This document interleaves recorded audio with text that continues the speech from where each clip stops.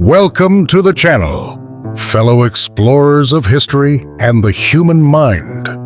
Today we dive deep into the psyche of one of the most controversial leaders of all time in our new video, Napoleon, between genius and insecurity.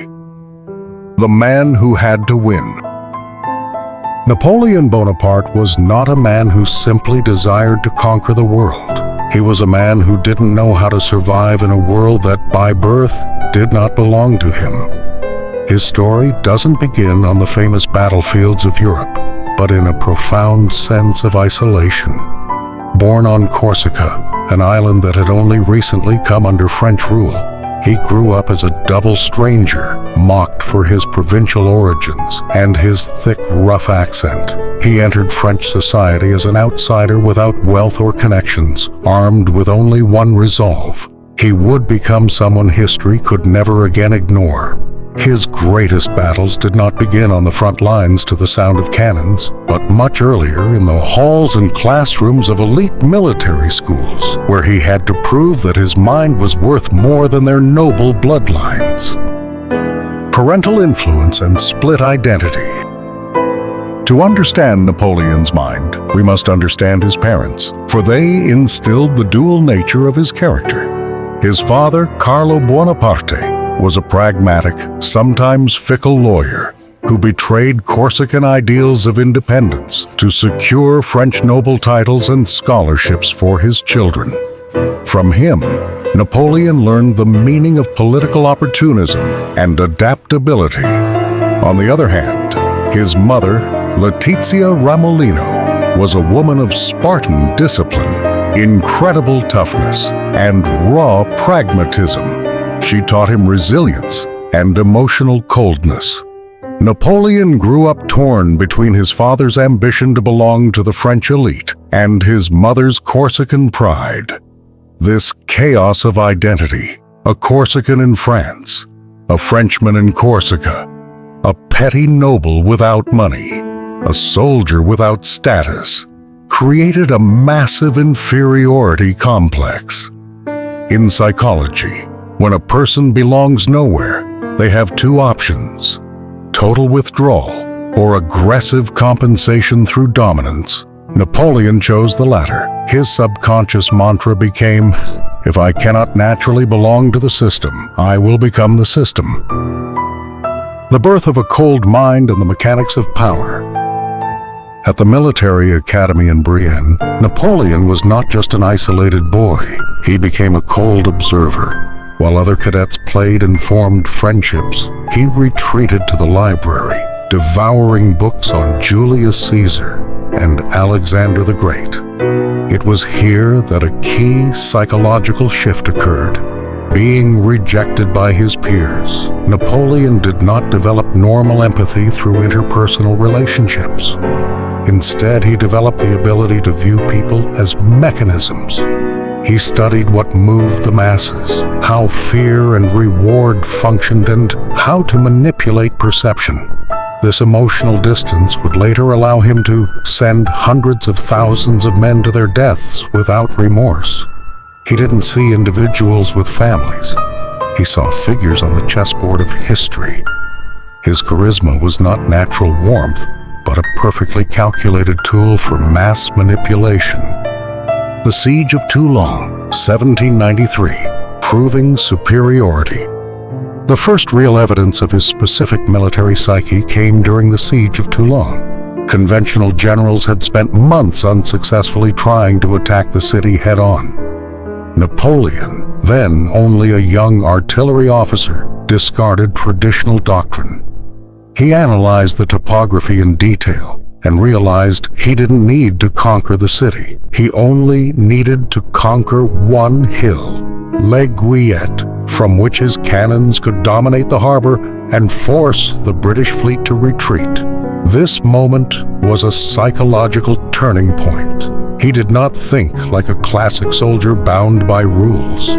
He thought like a marginalized genius who had to outsmart the arrogant establishment that had rejected him. For him, tactical innovation was not just military strategy. It was personal revenge against mediocrity.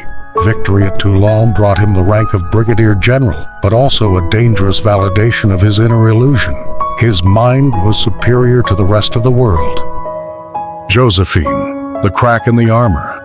Joséphine de Beauharnais was much more than a wife. She was the personification of everything Napoleon wanted from France. She was socially superior, a member of the old nobility, sophisticated, yet emotionally elusive and unpredictable. Her infidelities, especially during his early campaigns in Italy and Egypt, crushed him in ways no enemy army ever could. Napoleon, an absolute control freak who could obsessively manage the logistics for an army of 100,000 and dictate laws for an entire nation, could not control the affection of one woman. His passionate, obsessive letters to her reveal a deep insecurity. His obsession with Joséphine wasn't just pure love. It was a desperate attempt to conquer the only territory that couldn't be taken by artillery, the heart of the French aristocracy. When he decided to leave her a decade later for dynastic reasons, to secure an heir with the Habsburg Princess Marie-Louise, it wasn't just a cold statesman's decision. It was the final triumph of his ego over his vulnerability. He chose absolute power and control, eliminating the only person in front of whom he had ever been truly weak. Egypt, the border between genius and illusion. The Egyptian campaign, 1798 to 1799, perfectly illustrates his growing messianic complex.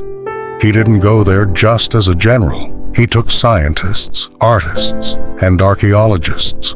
He wanted to be seen as an enlightener and a new Alexander the Great of the East. However, the reality was brutal. The British Admiral Nelson destroyed the French fleet, plague decimated the army, and logistics collapsed. Faced with total disaster, what did Napoleon do?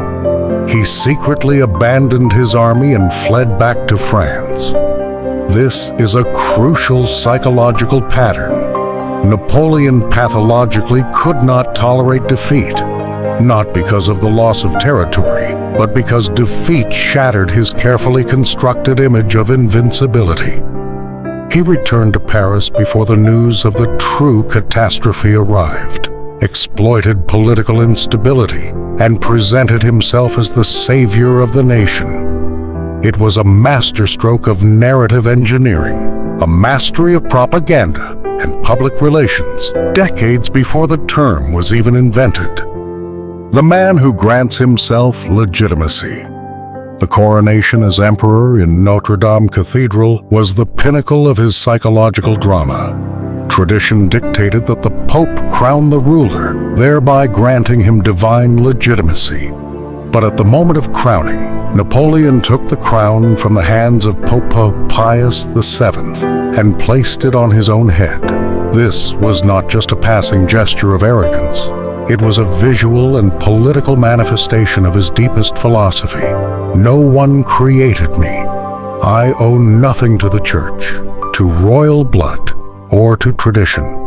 I created myself. It was the ultimate rejection of any authority above his own, and an absolute manifestation of self-sufficiency. The man who started as an outsider had now literally positioned himself at the center of the universe.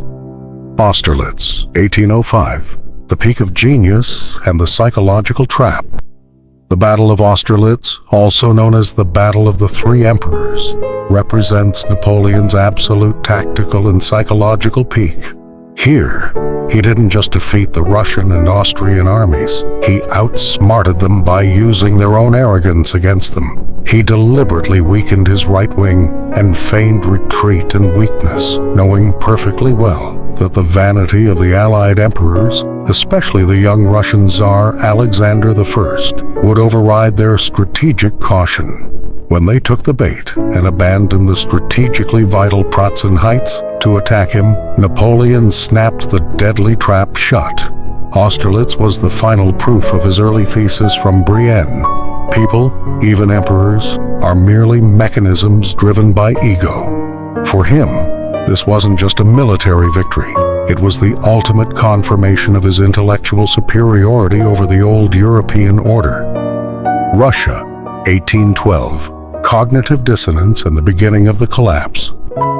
The invasion of Russia was the moment his genius irrevocably gave way to megalomania. Why did he go to Russia? Strategic reasons. The continental blockade of Great Britain were merely an excuse. The real reason was a bruised ego. Tsar Alexander I had stopped listening to him, and Napoleon's psychological makeup could not tolerate disobedience. Here, a deadly cognitive dissonance occurred. Napoleon was convinced the Russians would play by his rules. 1 or 2 large battles followed by a surrender. But the Russians applied scorched earth tactics. They retreated, destroyed their own cities, including Moscow, and let the winter do its work.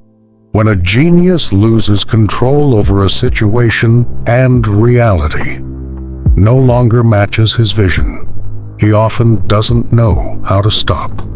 Napoleon refused to admit a mistake and waited too long in a burning Moscow, hoping for a peace offer that would never come. His inability to adapt to defeat cost the lives of hundreds of thousands of soldiers.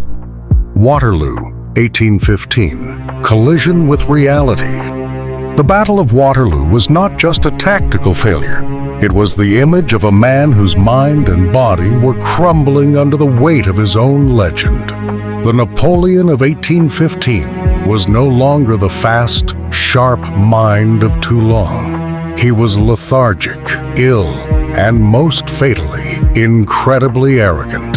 He underestimated Wellington, delayed the attack waiting for the ground to dry, and relied on frontal assaults, methods that had become predictable. His obsession with the smallest details of management now came back to haunt him because he had not built generals capable of independent decision-making, like Marshal Ney, who made key errors. Waterloo was proof that genius that fails to evolve and learn from mistakes inevitably becomes a victim of its own success. Saint Helena, the final war, the war for memory. Exiled to a remote island in the Atlantic, Napoleon was left with nothing. No army, no empire, no freedom. But he still had his most powerful weapon, his narrative. Instead of dying in silence, he dictated his memoirs, primarily to Emmanuel de las Casas. In these writings, he erased his mistakes, justified his tyranny with the ideals of the French Revolution, and presented himself as a martyr who only wanted a united and peaceful Europe. This was his final, masterful psychological act. He knew he was physically defeated, but he decided to control the only thing he had left, historical memory, and he succeeded. His myth of Saint Helena shaped European politics for decades after his death. Who was Napoleon? When we peel back the layers of mythology, Napoleon Bonaparte was not just a genius, nor just a ruthless dictator. To the end of his life, he remained that child from Corsica who never felt he belonged. He was a mind that had to constantly prove its worth in a world that had originally rejected him. His greatest strength, an absolute ruthless obsession with control and order, allowed him to rearrange Europe, write the Code Civil, and change the course of history.